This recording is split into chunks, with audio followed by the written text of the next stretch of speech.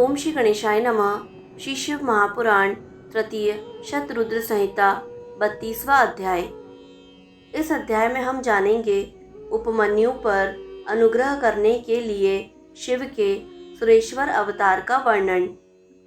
नंदीश्वर बोले, हे तात, परमेश्वर शिव का जो सुरेश्वर अवतार हुआ, जिसने धौम्य के ज्येष्ठ भ्राता उपमन्यु का हित साधन किया था, मैं उसका वर्णन करूंगा, आप श्रवण कीजिए। व्याघ्रपाद का उपमन्यु नाम वाला एक पुत्र था, जो परम बुद्धिमान एवं सज्जनों का प्रिय था। वह जन्मांतरीय तपस्या से सिद्ध था और मुनि के पुत्र रूप में उत्पन्न हुआ था। वह व्याघ्रपाद पुत्र उपमन्यु जब बालक था, तभी से अपनी माता के साथ मामा के घर निवास करने लगा। देवयोग से वह दरिद्र था। उसने कभी अपने मामा के घर में थोड़ा सा दूध पी लिया था। फिर दूध के प्रति उसकी लालसा बढ़ गई और माता से बारंबार दूध मांगने लगा। तब पुत्र का यह वचन सुनकर उस तपस्विनी माता ने घर के भीतर प्रवेश करके एक उत्तम उपाय किया। उसने उच्च वृत्ति से एकत्रित बीजों को पीसकर उस आटे को पानी में घोलकर पुत्र को बहला फुसलाकर वह कृत्रिम दूध उसे दे दिया। माता के द्वारा दिए गए कृत्रिम दूध को पीकर वह बालक यह दूध नहीं है, इस प्रकार माता से बोला और पुनः रोने लगा। पुत्र का रुदन सुनकर कमला के समान कोमलांगी माता ने हाथों से पुत्र के नेत्रों को पोंछकर दुखी होकर उससे कहा। माता बोली, हे पुत्र, हम तो सदैव वन में निवास करते हैं, अतः यहाँ दूध की प्राप्ति कैसे संभव है? शिव जी को प्रसन्न किए बिना तुम्हें दूध की प्राप्ति नहीं हो सकती। हे पुत्र, पूर्व जन्म में शिव जी को उद्देश्य करके जो कर्म किया जाता है, वह उसे अवश्य प्राप्त होता है, इसमें संदेह नहीं करना चाहिए। माता के इस प्रकार के वचन को सुनकर मातृवत्सल वह व्याघ्रपाद पुत्र शोक रहित होकर अपनी माता से बोला, हे माता, यदि शिव जी कल्याण करने वाले हैं तो शोक करना व्यर्थ है। हे महाभागे, शोक का त्याग करो, सब भला ही होगा। हे माता, अब मेरी बात सुनो। यदि कहीं भी वे महादेव जी होंगे तो मैं थोड़े अथवा अधिक काल में उनसे क्षीर का समुद्र प्राप्त कर लूँगा। नंदीश्वर बोले, इस प्रकार अपना निश्चय बताकर तथा मेरा कल्याण हो ऐसा प्रेम पूर्वक कहकर वह बालक माता को भली भांति प्रणाम कर उससे विदा ले तप करने के लिए चल पड़ा। वह बालक हिमालय पर्वत पर जाकर वायु का पान करते हुए सावधान मन से 8 ईंटों से एक मंदिर बनाकर उसमें मिट्टी का शिवलिंग स्थापित करके उस लिंग में भक्ति पूर्वक पंचाक्षर मंत्र के द्वारा पार्वती सहित शिव का आवाहन कर वन में उत्पन्न पत्र पुष्प आदि से उनका पूजन करने लगा। इस प्रकार पार्वती सहित उन शिव जी का ध्यान करके पंचाक्षर मंत्र का जप तथा उनकी अर्चना करते हुए उसने बहुत काल पर्यंत घोर तप किया। हे मुने, उस महात्मा बालक उपमन्यु की तपस्या से सारा चराचर लोक प्रज्वलित हो उठा। इसी समय विष्णु आदि देवताओं के द्वारा प्रार्थित भगवान शिव ने उसकी भक्ति की परीक्षा करने के लिए इंद्र का रूप धारण किया। पार्वती इंद्राणी के रूप वाली हो गईं, सभी गण देवता हो गए और नंदी ने ऐरावत गज का रूप धारण कर लिया। इस प्रकार जब इंद्र रूप की सारी सामग्री उपस्थित हो गई, तब गणों एवं पार्वती सहित इंद्र रूप शिव जी उपमन्यु के ऊपर अनुग्रह करने के लिए शीघ्र ही उसके आश्रम पर गए। हे मुनीश्वर, इंद्र रूपधारी शिव जी ने उसकी भक्ति की परीक्षा करने के लिए गंभीर वाणी में उस बालक से कहा। सुरेश्वर बोले, हे सुव्रत, मैं तुम्हारी इस तपस्या से अत्यंत प्रसन्न हूँ। तुम वर मांगो, मैं तुम्हारा सारा अभीष्ट प्रदान करूँगा, इसमें संशय नहीं है। इंद्र रूपधारी उन शिव जी के इस प्रकार कहने पर उसने हाथ जोड़कर कहा, मैं शिव में भक्ति होने का वरदान चाहता हूँ। यह सुनकर इंद्र बोले, क्या तुम त्रिलोकी के स्वामी, देवगणों के रक्षक और सभी देवगणों से नमस्कृत मुझ इंद्र को नहीं पहचानते हो? हे ब्राह्मण श्रेष्ठ, तुम मेरे भक्त हो जाओ और निरंतर मेरी ही पूजा करो। मैं तुम्हारा सब प्रकार का कल्याण करूँगा। तुम गुण रहित शिव को छोड़ो। उन निर्गुण रुद्र से तुम्हारा क्या कार्य हो सकता है, जो देव जाति से बाहर होकर पिशाच तत्व को प्राप्त हो गए हैं? नंदीश्वर बोले, यह सुनकर पंचाक्षर मंत्र का जप करता हुआ वह बालक अपने धर्म में विघ्न उत्पन्न करने के लिए उनको आया हुआ जानकर बोला। उपमन्यु बोले, शिव निंदा में रत तुमने इस प्रकार प्रसंगवश उन देवादि देव को निर्गुण एवं पिशाच कहा है। तुम अवश्य ही प्रकृति से परे ब्रह्मा, विष्णु तथा महेश्वर को उत्पन्न करने वाले और सभी देवेश्वरों के भी ईश्वर उन रुद्र को नहीं जानते। ब्रह्मवादी लोग जिन्हें सत, असत, व्यक्त, अव्यक्त, नित्य एक तथा अनेक बताते हैं, मैं उन्हीं से वर मांगूंगा। तत्वज्ञ लोग जिन्हें तर्क से परे तथा सांख्य योग के तात्पर्यार्थ को देने वाला मानते हैं, मैं उन्हीं से वर मांगूंगा। विभु शंभु से परे कोई तत्व नहीं है। वे सभी कारणों के कारण और गुणों से सर्वथा परे हैं, अतः ब्रह्मा, विष्णु आदि देवों से श्रेष्ठ हैं। मैं ना तो आपसे, ना विष्णु जी से, ना ब्रह्मा जी से और ना अन्य किसी देवता से वर मांगता हूँ। शंकर जी ही मुझे वर प्रदान करेंगे। बहुत कहने से क्या लाभ, मैं अपना निश्चय बता रहा हूँ कि मैं पशुपति शिव जी को छोड़कर किसी अन्य देवता से वरदान नहीं मांगूंगा। हे इंद्र, आप मेरा अभिप्राय सुने। मैंने आज यह अनुमान कर लिया है कि मैंने जन्मांतर में अवश्य कोई पाप किया है, जिससे मुझे शिव जी की निंदा सुननी पड़ी। शिव की निंदा का श्रवण करते ही जो शीघ्र उस निंदा करने वाले का प्रतिकार कर उसी समय अपना शरीर छोड़ देता है, वह शिवलोक को जाता है। हे सुराधम, अब दूध के विषय में मेरी यह इच्छा नहीं रही।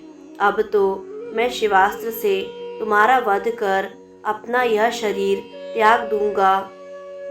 नंदीश्वर बोले, इस प्रकार कहकर उपमन्यु मरने के लिए तैयार हो गए और दूध के प्रति भी इच्छा का त्याग कर इंद्र को मारने के लिए उद्यत हो गए। तब अग्निहोत्र से भस्म लेकर उसे अघोरास्त्र से अभिमंत्रित करके इंद्र के ऊपर उस भस्म को छोड़कर उन मुनि ने घोर शब्द किया। उसके बाद अपने इष्ट देव के चरण युगल का स्मरण कर अपने शरीर को जलाने हेतु अग्नि की धारणा करते हुए उपमन्यु स्थित हो गए।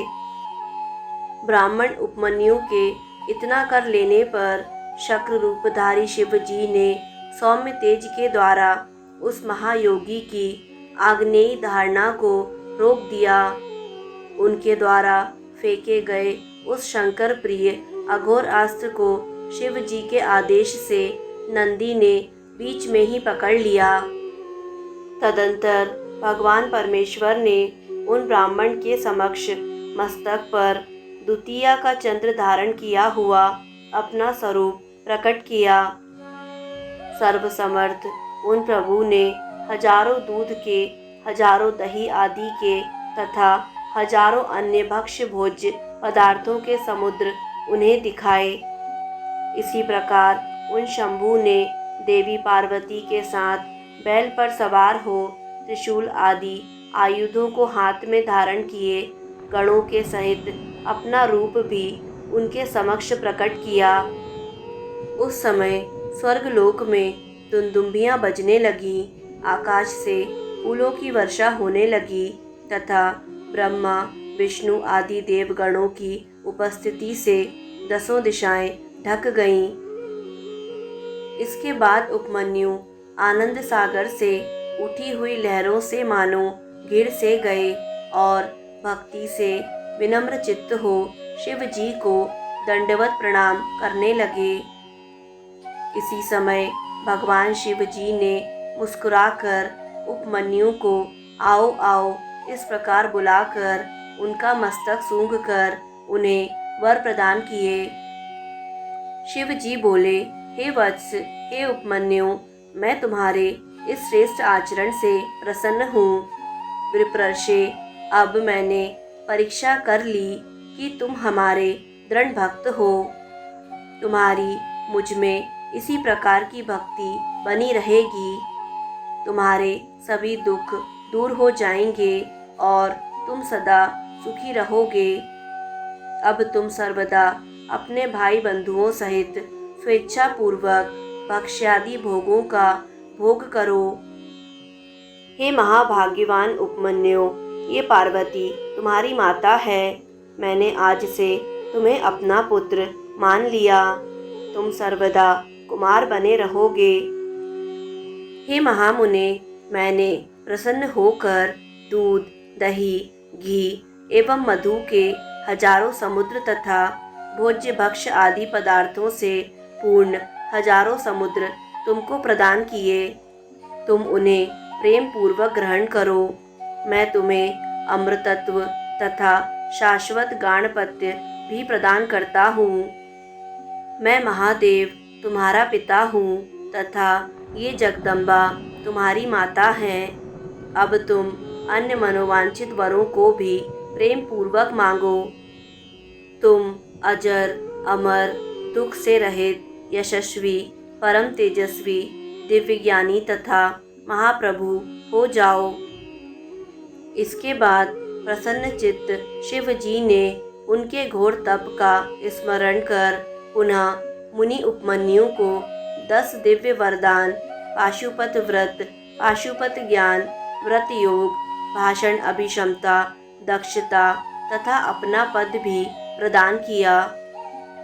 इस प्रकार वरदान देकर उन्हें अपने दोनों हाथों से पकड़कर उनका मस्तक सूंघकर यह तुम्हारा पुत्र है ऐसा कहकर महादेव जी ने उन्हें पार्वती को समर्पित कर दिया।